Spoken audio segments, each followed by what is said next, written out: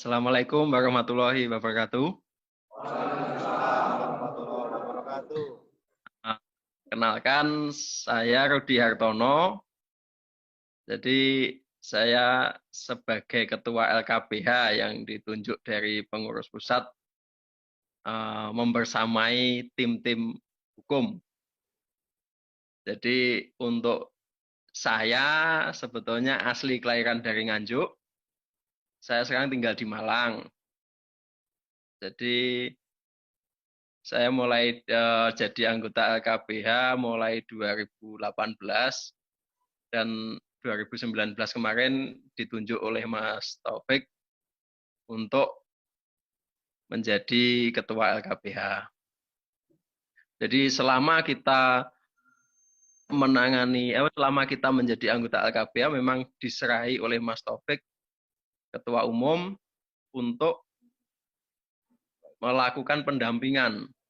Jadi LKBH di sini ini tujuan awalnya saya jelaskan bahwa LKBH di sini dibentuk tujuan utamanya adalah untuk membantu dan melindungi, ya kan, hal-hal yang berkaitan dengan hukum, yang kaitannya dengan PSHT maupun anggota PSHT.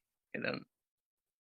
Jadi tidak melulu kita hanya untuk urusan perkaranya organisasi, tetapi juga person. Jadi dulur-dulur semua kalau mempunyai permasalahan yang bersinggungan masalah hukum, perlu konsultasi ataupun pendampingan, tidak apa-apa, silahkan menghubungi LKBH. Dan kita tidak dibenarkan untuk memungut biaya. Jadi memang LKBH disediakan untuk PSHT dan anggota PSHT. Jadi mereview tadi yang sudah disampaikan oleh Mas Cito bahwa benar sekali bahwa kita sudah selayaknya lah, kita tidak usah membuat gaduh, membuat situasi semakin memanas. Intinya ajaran SH itu seperti apa ya, kita pedomani bahwa asas persaudaraan ini memang yang mempersatukan kita, gitu loh. Mau saudara sana sini bilang apapun, yang penting dhek padha dulure, ya kono kene seduluran, seperti itu.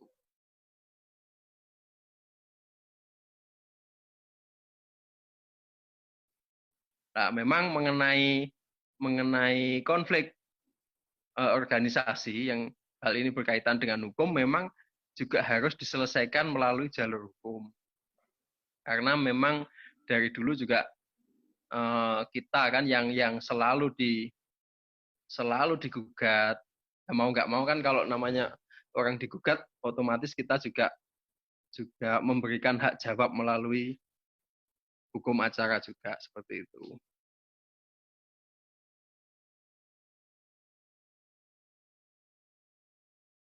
Runtutan yang permasalahan hukum organisasi kita itu berawal sekali itu adalah gugatan 8 cabang.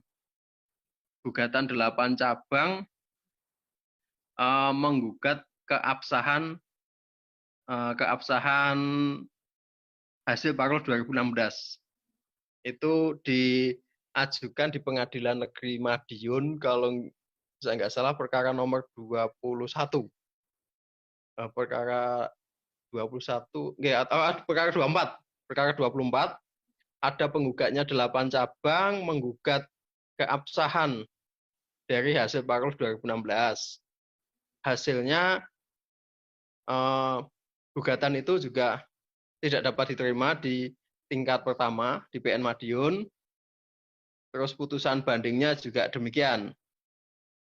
Terus jadi kalau saya dengar ini masih dalam proses kasasi. Terus yang kedua setelah ada gugatan itu, kita juga digugat lagi. Digugat oleh saudara Isbiantoro. Jadi Mas Isbiantoro ini dulu adalah anggota Dewan Pembina. Gitu.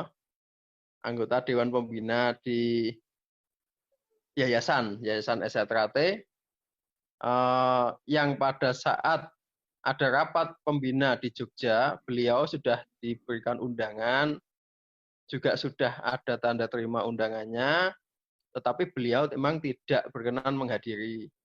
Nah, akhirnya di sana ada Dewan Pembina yang sudah memenuhi quorum untuk membuat suatu keputusan. Jadi tidak dihadiri oleh satu Dewan Pembina. Menurut ADRT itu sudah sah. Jadi mengganti ketua yayasan yang sebelumnya Mas Heri Wur, terus diganti menjadi Mas Lanjar. Nah, ini akhirnya konfliknya berlanjut lagi. Jadi ajukanlah gugatan oleh Mas Isbiantoro di Pengadilan Negeri Madiun. Itu perkara nomor 21 tahun 2018. Hasilnya lagi-lagi gugatannya tidak diterima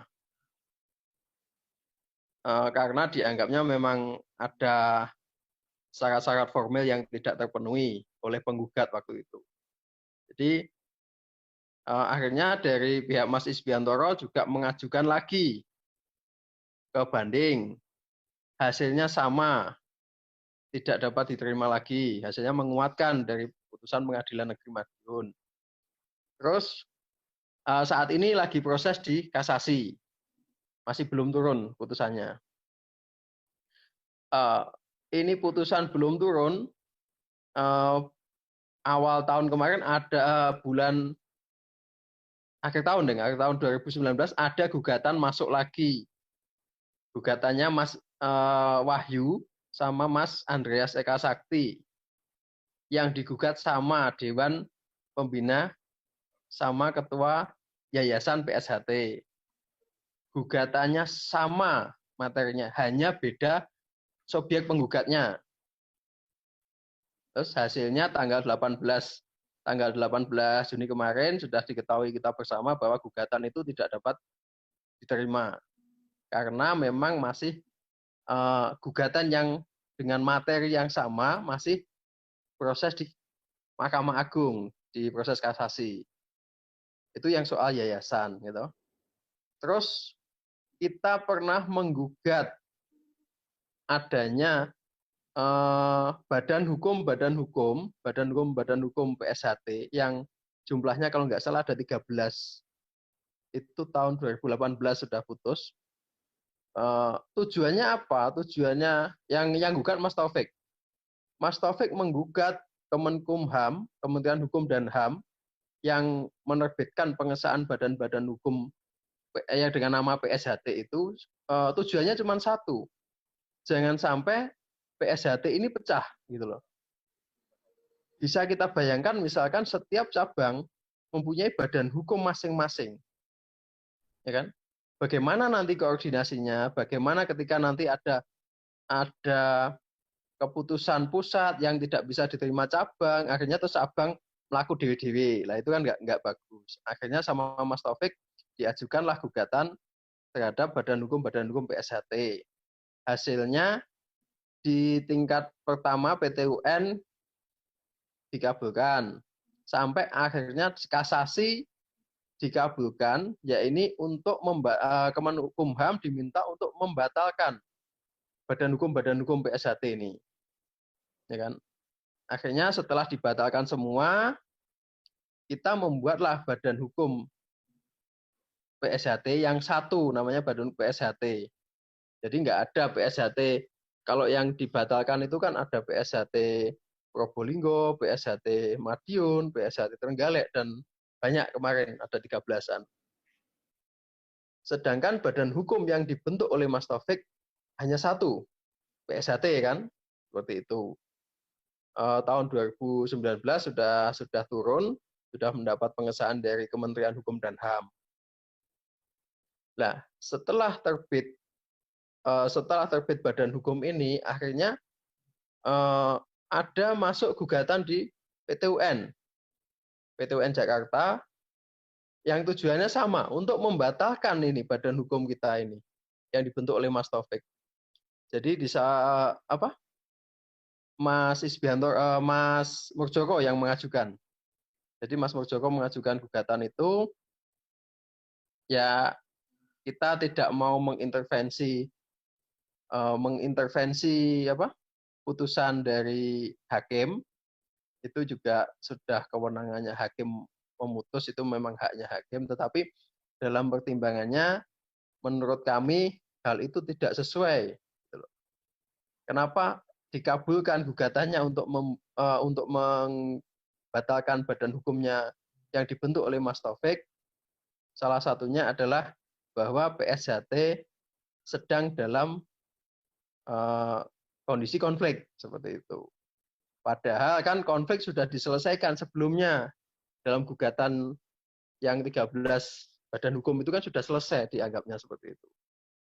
Kan di tingkat pertama dikabulkan untuk membatalkan badan hukumnya Mas Taufik.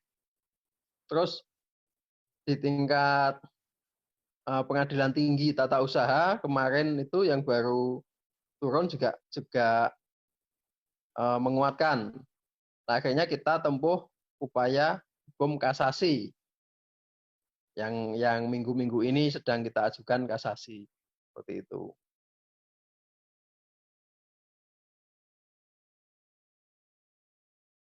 Pada intinya badan hukum PSHT itu juga tidak, apapun hasilnya itu juga tidak mempengaruhi hasil Parloh 2016. Gitu. Terus gugatannya Mas Isbiantoro yang sudah DNO lagi-lagi DNO itu tidak dapat diterima oleh pengadilan, itu juga tidak ada sangkut pautnya dengan kepengurusan hasil Parloh 2016. Itu gugatan soal yayasan. Gitu. Terus yang kemarin itu yang baru putus tanggal 18 juga seperti itu. Tidak ada kaitannya dengan kepengurusan 2016. Jadi pada intinya kepengurusan Mas Taufik tetap sah. Dan itu juga sudah terbukti bahwa gugatannya mereka tentang hasil Parloh 2016 yang digugat 8 cabang itu kan juga tidak dikabulkan seperti itu. Jadi saya harap dulur-dulur di daerah yang tentunya ini merupakan rohnya suatu ajaran kita gitu loh. Kalau kita ini hanya organnya, organisasi kan pelengkap. Tetapi sebetulnya kan nasib dari suatu persaudaraan ini kan ada di jenengan-jenengan sedoyo. Jadi bagaimana kita memperlakukan saudara-saudara kita di sebelah, ya kan? Maupun mereka pelintir atau dan sebagainya, sudahlah itu saudara kita semua. Jadi saya rasa tidak ada alasan kita untuk membenci mereka. Seperti itu. Jadi sekali lagi untuk hal-hal yang berkaitan di pengadilan itu tidak merubah dan tidak ada sangkut pautnya dengan hasil kepengurusan 2016. Mas Taufik tetap masih sebagai ketua umum di sini. Jadi tadi benar apa yang disampaikan Mas Tito bahwa kita ini kan diajarkan persaudaraan, ya kan? Dan sebagai orang SH tentunya juga kita punya komitmen yang tinggi terhadap kesepakatan bersama. Pada tahun 2016 setelah saudara-saudara sepuh kita sudah semua sepakat, gitu, semua menandatangani hasil Parloh 2016 yang dengan menetapkan Mas Taufik sebagai ketua umum. Dan belum 1 tahun sudah diadakan perapatan luhur lagi, dan itu inkonstitusional bagi sebetulnya. Jadi tidak sesuai dengan ADART yang telah disepakati bersama. Seperti itu.